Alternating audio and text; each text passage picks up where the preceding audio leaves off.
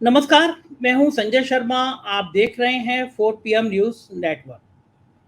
शुरुआत बात करूंगा आज एक छोटी-सी कुछ शेर आपको सुनाता हूं, बढ़िया शेर सुनाता हूं और बड़ा पॉपुलर शेर है, आपने सुना होगा और दुनिया में जहाँ-जहाँ तानाशाही आई, जहाँ-जहाँ व्यक्ति ने सोचा कि वो ईश्वर हो गया है, उससे ऊपर कोई नहीं है, तो ये शेर उसके लिए ज़रूर ज़हन में उसके रहना चाहिए।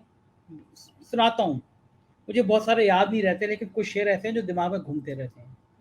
लाइन है वो जो एक शख्स तुमसे पहले वो जो एक शख्स यहाँ तख्त नशी था, तुमसे पहले वो जो एक शख्स यहाँ तख्त नशी था, उसको भी अपने खुदा होने पर इतना ही यकीन था। अगर आप समझेंगे, आप गहराई से सोचेंगे तो आपको पूरी पिक्चर आपके ज़हन में आ जाएगी, मुझे कुछ ज़्यादा समझाने की ज़रूरत नहीं पड़ेगी। तुमसे पहले जो एक शख्स यहाँ तख्तनशी था, उसको भी अपने खुदा होने पर इतना ही यकीन था। कोई ठहरा हो जो लोगों के मुकाबिल तो बताओ, कोई ठहरा हो लोगों के मुकाबिल तो बताओ, वो कहाँ हैं जिन्हें नाज अपने तई पर था। आज सोए हैं तहे ये खाक में ना जाने यहाँ कितने, आज सोए हैं तहे खाक में ना जाने यहाँ कितने, कोई शोला कोई शबनम कोई मेहताब जमी था। वो जो शख्स एक तुमसे पहले तख्त नशी था, उसको भी अपने खुदा होने पर इतना ही यकीन था। मैंने शायद पहले भी बताया अपने वीडियो में, मेरे एक मित्र ने बताया कि साहेब ने एक सांसद से पूछा कि लोग मेरे बारे में क्या सोचते हैं। सांसद ने कहा कि लोग सोचते हैं कि आप देश के एक ऐसे प्रधानमंत्री बने हैं जिसने आम आदमी के जीवन का स्तर बहुत ऊंचा कर दिया। साहब ने पूछा और? उसने कहा कि लोगों को लगता है कि आज से पहले कोई प्रधानमंत्री ऐसा नहीं आया जिसने गरीबों के दुख दर्द को इतना समझा हो, देश की तरक्की को इतना समझा हो, पूरी दुनिया में देश का डंका बजा दिया। साहब ने पूछा और? अब सांसद जी गड़बड़ाए कि सब तो मैं कह चुका हूं। बोले सर, सब लोग ये कहते हैं कि मतलब आपसे अच्छा कोई प्रधानमंत्री हुआ नहीं। मेरे मित्र ने बताया, मुझे पता नहीं कितनी सत्यता है इसमें, मेरे मित्र ने कहा कि साहब ने कहा कि तुम बेवकूफ हो, तुम्हें जनता की नब्ज नहीं पता, जनता मुझे भगवान समझती है। अब मैं साहब की बात तो नहीं बता सकता हूँ, सांसद की बात, लेकिन मैं ऐसे लोगों को जरूर जानता हूँ और ऐसे बड़े बड़े अफसरों को जरूर जानता हूँ जो 2014 के चुनाव के बाद मुझसे कहते थे कि साहेब भगवान विष्णु का अवतार है।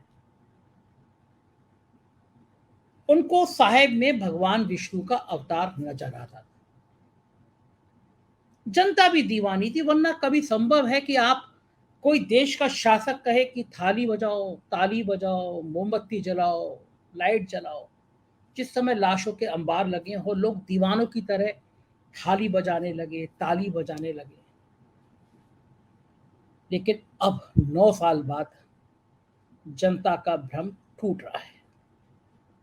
मेरे या आपके कहने से नहीं टूट रहा है, मेरे और आपके कहने से नहीं खत्म हो जाएगा। जो भरोसा, जो विश्वास, जो ईश्वर का रूप था, वो मेरे जैसे किसी इंसान के कहने से खत्म हो जाए, आपके जैसे किसी इंसान के कहने से खत्म हो जाए, संभव नहीं है।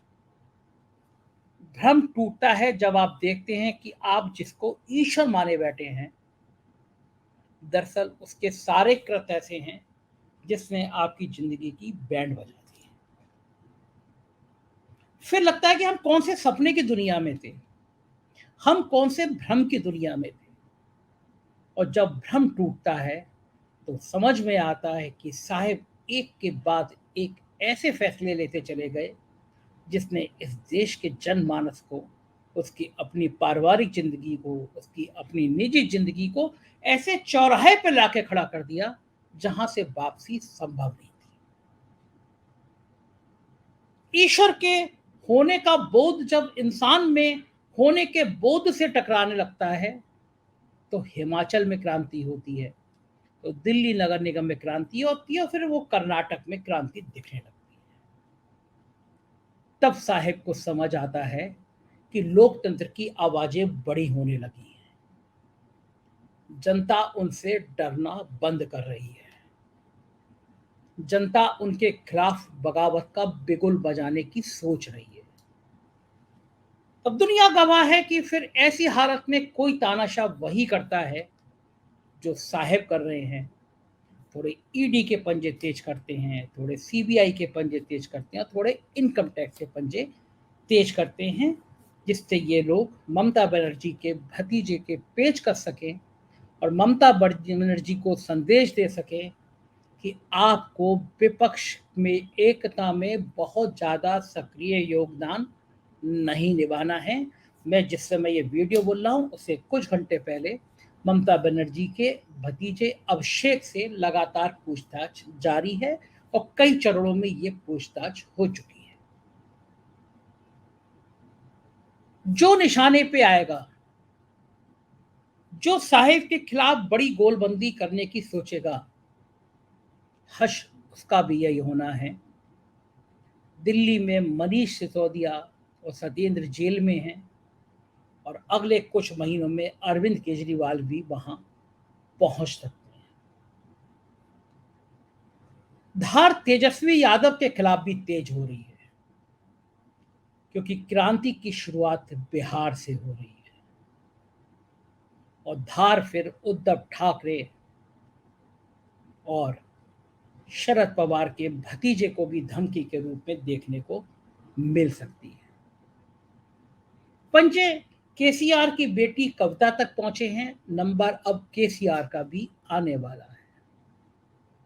साहिब का संदेशा साफ है कि जो कांग्रेस के गठजोड़ में शामिल होने की सोचेगा, जो विपक्ष का मोर्चा बनाने की सोचेगा, अगले कुछ महीने उसके लिए बहुत भारी हो सकते हैं।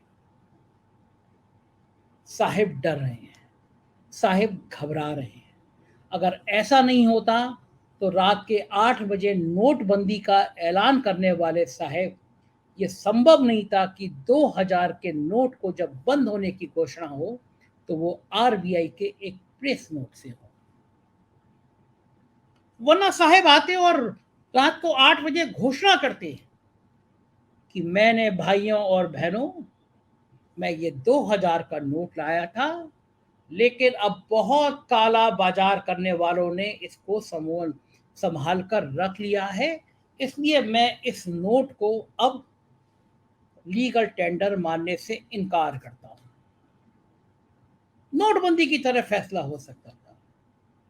नोटबंदी में भी यह कहा गया था यह ऐतिहासिक फैसला है। साहिब ने कहा था कि अगर जरा सी भी चूक हो जाए तो मुझे किसी भी चौराहे पे मैं आ जाऊंगा, जो चाहो मुझे फांसी पे लटका देना।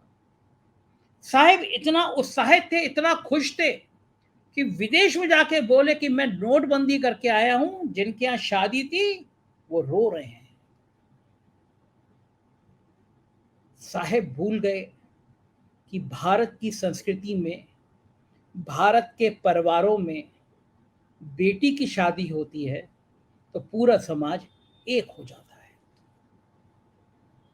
समाज के दुश्मन की भी बेटी की शादी होती है तो मन से ये निकलता है ईश्वर शादी अच्छी हो जाए, बिटिया अपने घर चली जाए।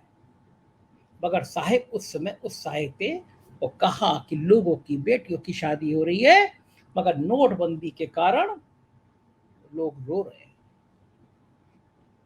तो फिर अब 2000 के नोट बंद होने की सूचना आरबीआई का प्रेस नोट देगा। साहिब क्यों डर गए हैं? साहिब के मन में इतना डर क्यों हो गया कि अपने वित्त मंत्री से भी नहीं कह सके कि इसकी घोषणा, इसकी बात तुम कह दो। साहिब को पता है कि मीडिया में वही होगा, गोदी मीडिया में वही होगा जो वो चाहेंगे। जब 2000 का नोट आया था तो सुधीर चौधरी जी ने कहा था कि इसमें चिप लगी हुई है। वो चिप बता दी कि 2000 के नोट कहां हैं। वही सुधीर चौधरी आज देश के सबसे बड़े चैनल आज तक के ब्रांड एम्बेसडर बने हुए हैं। आज तक की और एक स्टार एंकर श्वेता जी ने कहा था कि आप जमीन के अंदर भी इसको गाड़ देंगे तो इनकम टैक्स के पास एक सिग्नल चला जाएगा। तब जब गोदी मीडिया इतने भक्ति काल में हो तो साहेब 2000 के नोट बंद करने की घोषणा क्यों नहीं कर पाए? क्यों विदेश चले गए और पीछे से घोषणा हो गई? सवाल इस बात का भी है, साहेब अरविंद केजरीवाल से इतना क्यों डरे हुए हैं कि जब सुप्रीम कोर्ट ने एलजी और दिल्ली की चुनी हुई सरकार के बीच में फैसला कर दिया कि एक चुनी हुई सरकार को अपने अधिकारियों को हटाने का या रखने का पूरा दायित्व है, तब साहेब अध्यादेश ले आए। ये किसी ने देश में सोचा नहीं था कि हालात यहां तक आ जाएंगे। केजरीवाल से निपटने के लिए साहिब सुप्रीम कोर्ट तक टकराने की सोच लेंगे, ये किसी ने कल्पना भी नहीं की। साहिब टकराव है। लेकिन जब अध्यादेश आया उसके बाद अरविंद केजरीवाल ने कहा कि मैं सभी लोगों से अपील करूंगा कि राज्यसभा में इस बिल को पास ना होने दें, ये लोकतंत्र के खिलाफ है। अरविंद केजरीवाल ने कहा कि ये तो सुप्रीम कोर्ट का और भारत सरकार का, केंद्र सरकार का सीधा सीधा टकराव है। सुप्रीम कोर्ट की एक 5 सदस्यीय खंडपीठ ने फैसला दिया है कि दिल्ली में अफसरों के तबादले का अधिकार चुनी हुई सरकार के मुखिया मुख्यमंत्री पर होगा, लेकिन अध्यादेश कहता है कि नहीं, एक ब्यूरोक्रेट एलजी के रूप में हमने बिठाया है, एलजी ही बॉस होगा। साहब का ये डर क्या कहलाता है? क्यों परेशान है साहेब? 7 सीटें, एक एक सीट का इतना डर। और क्या सुप्रीम कोर्ट से इस टकराव के बाद कुछ अच्छे संकेत हो जाएंगे? साहब एक झटके में रविशंकर प्रसाद की तरह किरण रिजिजू को हटा देते हैं कानून मंत्रालय से, किसी को पता नहीं होता। मुझे तो मेरे दिल्ली के एक ब्यूरोक्रेट मित्र फाइनेंस विभाग में है, वो बता रहे थे कि आरबीआई ये फैसला करने वाली है, इसकी सूचना भी 1 घंटे पहले आरबीआई के गवर्नर को मिली होगी। जब नोटबंदी हुई थी तब आरबीआई के गवर्नर ने कहा कि हमको तो कोई सूचना ही नहीं थी। सरकार कह रही थी हमने 6 महीने पहले ही उनको बता दिया था कि आप नोट छापना शुरू कर दीजिए। आपने कभी ऐसी सरकार देखी है? 2000 के नोटों को लाने के बाद जो भारतीय जनता पार्टी के नेता इस करेंसी के इतिहास के बारे में बातें कर रहे थे, जो कह रहे थे कि 2000 का नोट अब इतनी आसानी से आया है कि आप बस 5 नोट पता भी नहीं चलेगा रख के कहीं जा सकते हैं, और वो नेता कह रहे हैं ये तो मास्टर स्ट्रोक है, काला धन खत्म हो जाएगा। गोदी मीडिया के चैनल भी कह रहे हैं तो मास्टर स्ट्रोक है। ये वैसा ही मास्टर स्ट्रोक है जब किसान बिल लाए गए थे तो गोदी मीडिया ने कहा ये किसान बिल देश की तकदीर बदल देंगे, किसानों का भविष्य बदल देंगे। ये मास्टर स्ट्रोक है। और जब किसानों के बड़े आंदोलन, 700-800 किसानों की मौत के बाद जब साहब ने देखा हालात बिगड़ रहे हैं और उन्होंने कहा कि मैं भारी मन से ये बिल वापस ले रहा हूँ, शायद मेरी तपस्या में कोई कमी रह गई होगी, तो उन गोदी मीडिया के लोगों ने कहा कि ये किसान बिल वापस लेना एक मास्टर स्ट्रोक है। मैं अभी तक नहीं समझ पा रहा कि 2000 नोट जब अवतरित हुआ तब गोदी मीडिया का कहना मास्टर स्ट्रोक है वो ठीक था, या 2000 को नोट बंद हो गया तो ये कहना कि मास्टर स्ट्रोक है ठीक था, या फिर किसान बिल आए तो बढ़िया मास्टर स्ट्रोक था, या किसान बिल वापस चले गए तो मास्टर स्ट्रोक था। साहिब कर्नाटक के रिजल्ट के बाद परेशान है। साहब को लग रहा है बात केसीआर, ममता बनर्जी, शरद पवार, नीतीश, तेजस्वी की नहीं है, बात इससे आगे निकल रही है। इंटेलिजेंस ने बताया है कि महाराष्ट्र में सूपड़ा साफ होने जा रहा है। महाअघाड़ी गठबंधन में किसी भी कोशिश के बावजूद कोई दरार पड़ती हुई नजर नहीं आ रही। उत्तर प्रदेश के बाद सबसे ज्यादा सीटें देने वाला राज्य है। बिहार के बारे में अमित शाह जी खुद कह चुके हैं, वहां 3 ताकतें हैं, एक लालू यादव की, एक नीतीश की और एक भाजपा की। दो ताकतें जब इकट्ठी होती हैं उसका वर्चस्व स्थापित हो जाता है, और इस समय दो ताकतें साहिब के खिलाफ हैं, तेजस्वी यादव और नीतीश कुमार। साहिब को पता है कि बंगाल की जो सीटें आई थी उसकी चौथाई सीटें भी इस बार नहीं आ रही हैं। जो नेता इधर आए थे पाला बदल के उधर जा चुके हैं। सबसे ज्यादा शौक साहब कर्नाटक से हैं। कर्नाटक में अपना प्रिय विषय पूरा चमकाया गया। महात्मा गांधी को गाली देने वाली सांसद को भेजा गया, कई महीने पहले भेजा गया। उन्होंने हिंदुओं का आह्वान कर डाला, हिंदुओं चाकुओं में धार लगा लो। साहब ने गली गली मोहल्ले मोहल्ले रोड शो करके जय बजरंग बली का नारे लगा दिए। चुनाव आयोग गांधी जी के तीन बंदरों की तरह खामोश बैठा साहब को देखता रहा। साहब को यकीन था कि बजरंग बली के नारों के बाद जो माहौल चाहते हैं, जो भट्टी चाहते हैं, जो उन्माद चाहते हैं, जो दिमाग में तेजाब भरना चाहते हैं, वो भर गया। सब हिंदू वोट एक तरफ आ जाएगा। लेकिन कर्नाटक के लोगों ने बताया कि हिंदू मुसलमान से ज्यादा मुद्दे बड़े अब और हो चुके हैं इस देश में। अब मुद्दे महंगाई के हैं, अब मुद्दे धर्म के नाम पर आग लगाते हुए लोगों के चेहरे को बेनकाब करने के हैं। अब मुद्दे अर्थव्यवस्था की बर्बादी के हैं। अब मुद्दे अग्निवीर योजना जैसी योजना के जरिए नौजवानों को मूर्ख बनाने के सपनों को खत्म करने के हैं। अब मुद्दे नौजवानों को पकौड़ा तलने के अभियान के हैं। और अब मुद्दे देश में तानाशाही नहीं बल्कि लोकतंत्र को लाने के हैं। साहब को डर है कि पार्टी के भीतर से भी बगावत की खुशबू आने लगी है। उत्तर प्रदेश में योगी आदित्यनाथ के बढ़ते हुए कद ने भी साहब को परेशान कर दिया है। बच्चा बच्चा जानता है कि योगी आदित्यनाथ और दिल्ली दरबार के बीच पट्टी नहीं है। बलिया से लेकर नोएडा तक, नोएडा से लेकर लखनऊ दिल्ली तक, हर कोई जानता है कि दिल्ली दरबार और यूपी दरबार में पट्टी नहीं है। योगी आदित्यनाथ ने खुद को हिंदुत्व का बड़ा चेहरे के रूप में स्थापित कर लिया है। साहब अब चाह के भी विधायकों की बगावत के बहाने योगी आदित्यनाथ को हटा नहीं पाएंगे। और मेरे एक मित्र ने बताया कि इंटेलिजेंस से रिपोर्ट दी है कि योगी आदित्यनाथ भी चाहते हैं कि सीटें जब आए उत्तर प्रदेश से और फिर जब देश में बीजेपी की सीटें गिने तो वो संख्या 225 के आसपास रहनी चाहिए। मैं नहीं कह सकता इसमें कितनी सत्यता है, लेकिन योगी आदित्यनाथ का भविष्य तभी अच्छा होगा जब सीटें 250 से नीचे रहें, जिससे देश में अगर सरकार एनडीए के बने तो अगला प्रधानमंत्री गडकरी, राजनाथ या फिर खुद योगी आदित्यनाथ का नाम चले। अब ये सच हो ना हो, लेकिन इनकी चर्चाओं ने, इनके संकेतों ने साहब को परेशान कर दिया है।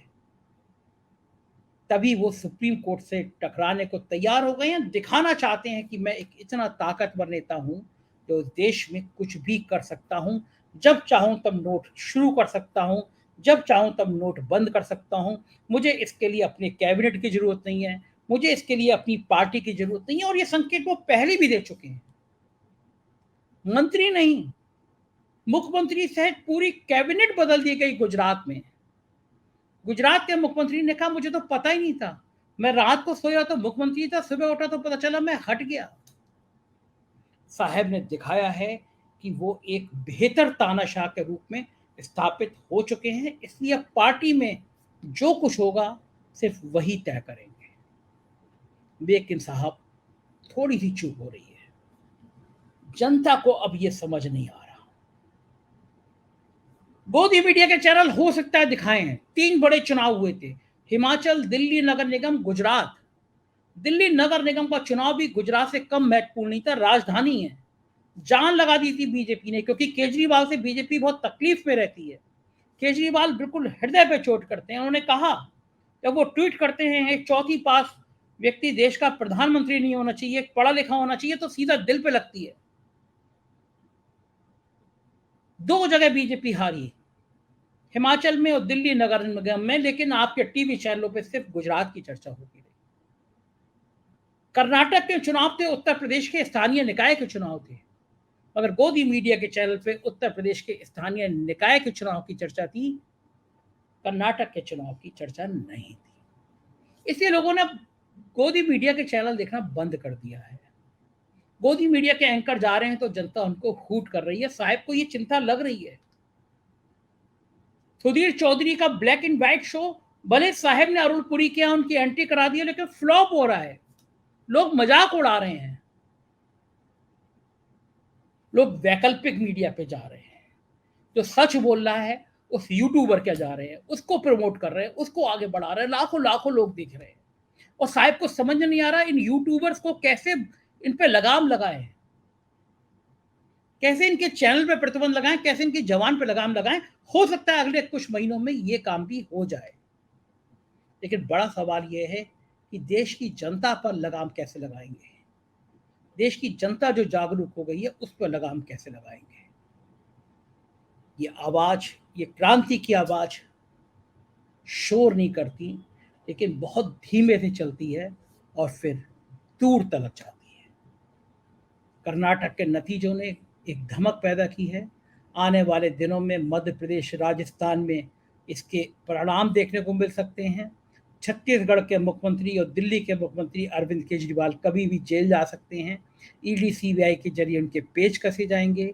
नंबर केसीआर का भी है, लेकिन इन हमलों के बाद साहब की कुर्सी बची रहेगी, ये देखना दिलचस्प होगा।